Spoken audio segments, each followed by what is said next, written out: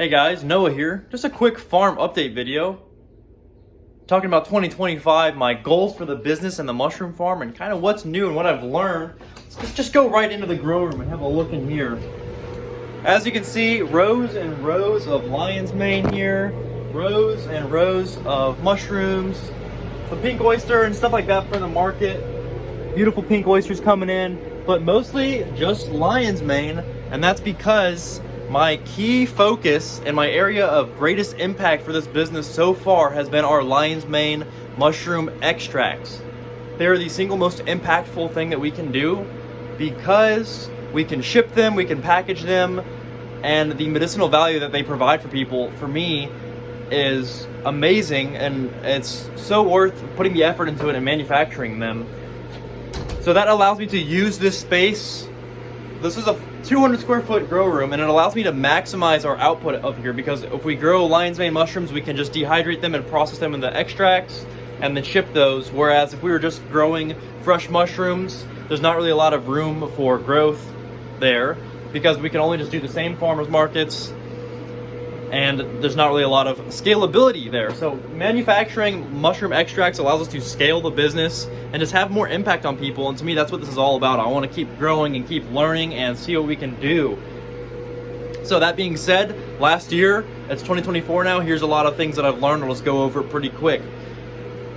So obviously, number one, mushroom extracts. That's going to be the future of the business. That's all I want to do. I'm not going to do grow kits anymore. I was doing grow kits, but it requires so much follow-up and so much help for each individual customer. I'm not able to provide everyone with the experience and the utmost customer care that I want to. So I'm not going to do that anymore. I'm going to kind of limit how many farmers markets we're doing because of the stress and energy that it puts on the business, and the juice ain't worth the squeeze necessarily. In my city, we have probably 3 or 4 good markets that are worth going to. We're just going to do all of those. I've tried a lot of new ones that pop up, but they just haven't been worth driving out there and setting up to do $200 in sales. If I'm paying someone to be out there, that's not even a break-even market, because sales and cost of goods. So we have our markets. For a little bit, I was trying to do 2 or 3 markets on a Saturday and then 2 markets on a Sunday. It's just not worth it. So we're running more lean now and trying to output the most that we can with the resources that we have, instead of trying to be everywhere and do everything. Which brings me to my next point. Still gonna grow mushrooms. I feel like I'm always gonna grow mushrooms. It's just a great part of the business. Still gonna grow mushrooms and sell them at the market. Not doing a lot of wholesale to restaurants or grocery stores. Just not interested, because they get a wholesale discount. So obviously for some businesses, some people just want to do wholesale. That's awesome, perfect. I think it's a great business model and it works great. But because of the margins, you have to, you offer a wholesale discount because they're buying 5-10 pounds at the same time. So it's, you give them a discount. That's how they make their money. But there's just less margin for us. And then your produce is often, if it's at a grocery store, it's managed and it's represented by their produce management. So if they let it go bad, then it looks bad on your company, because someone tried lion's mane and it was moldy or wet and gross, and it just looks like lion's mane's bad, when really it's the management of the produce at the company, at the grocery store. So next, I'm not going to do a lot of restaurants either. I have a couple restaurants. It's good for marketing to have our name on the menu and to say, like, this is a local grower. It's good for that, and it's good. I have one company that I just go and I trade food for, because I like to eat there, and I'm just going to spend the money on the restaurant anyway, and they get small orders, probably 5 pounds a week, so that works great for me. I don't like to cook. Everybody wins. So I'm not going to do a lot of wholesale in 2025. If a good deal comes up, I would do it, or if someone needed something special.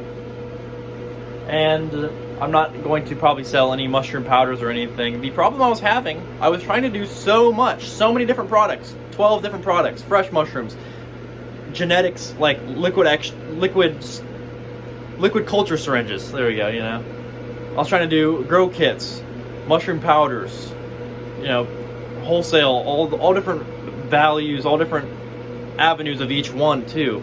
And I had a business mentor tell me that from $0 to $1 million, you should just be selling one thing. So, we're still selling 2 things because I have the fresh mushrooms and the extracts, but still one thing is my goal, which is just the extracts. One of the reasons I still want to grow the mushrooms and not just only sell extracts and ship them online, I do really well at farmers markets. In fact, 1/4 of our sales are now fresh mushrooms, and the rest are mushroom extracts. So, kind of giving you that info away for free right now. It's also 10x the work, you know what I mean, going into the extracts. But having the fresh mushrooms at the table, we have this gold and you have the pink and all that. That looks so freaking good that it attracts people to come up, and then they're like, "Hey, I've heard of Lion's Mane. I've heard of mushroom coffee," and then I can reel them in with our sales pitch on mushroom extracts and why they're better medicinally than a mushroom coffee or a mushroom powder. And then it translates into a sale in that department. So I still want to grow them. I also just like doing it. I feel like I have a role in the community. So I was looking at how crammed those are in there. I feel like I have a role in the community to provide these groceries. So part of it's a little bit of a pride thing, where it's like I want to continue to be the mushroom guy. So I like doing that. And I want to keep doing that. I feel like it's a useful role in the community. It's given me purpose, and it allows me to be an educator and to provide people with good groceries. So yeah, still gonna grow mushrooms. Just want to give this cool update on what's going on in the grow room.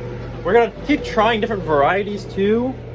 On a final note, I actually just hired our new head mycologist. She's amazing. She has her master's in ecology and fungal biology, so she knows what's going on in here. I don't know.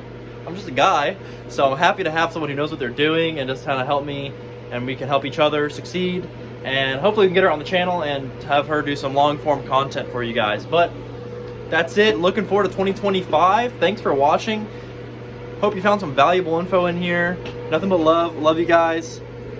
See you next time.